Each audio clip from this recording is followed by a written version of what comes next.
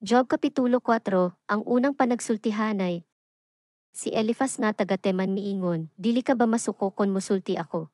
Dili naman God mahimong magpakahilom pa ako, daghan kag gitudloon, o gilig-on mo ang mga maluyahon, ang imong mga pulong nagdasig sa pagpatindog, kanya nga mahidus mo tungod sa kakapoy o kaluya, karon ikaw ang nahitaboan sa ingon, og nalibog ka unsaon pagdawat niini, gialagaran mo ang Dios, og sa imong kinabuhi wala gayoy ikasaway, busa angay kang magmasaligon og magmalaumon, hunahuna may tawo bang matarong nga nahiyagom sa katalagman, o kanus aman gipasagdan ang mga matarong, sumala sa akong nakita, kadtong nag-uma sa kadaotan, ug nagpugas og kangilad.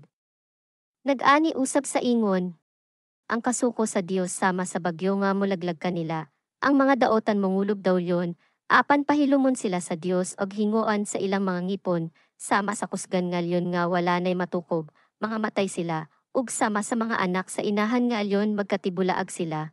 Usa ni anak kahigayon may mensahe nga miabot sa hilom, daw hagawhaw kini nga lugos madungog, sama kini sa daman nga mitugaw sa akong paghikatulog, mikurog ako sa labihang kalisang unya may.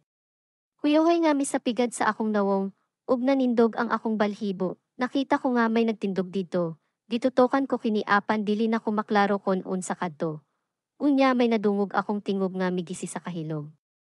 May tao bang matarong atubangan sa Dios? May putli ba atubangan sa iyang magbubuhat? Ang Dios dili gani mo salig bisan sa iyang mga langit nung sulugoon, makakaplag pa gani siyag sayop bisan sa iyang mga anghel.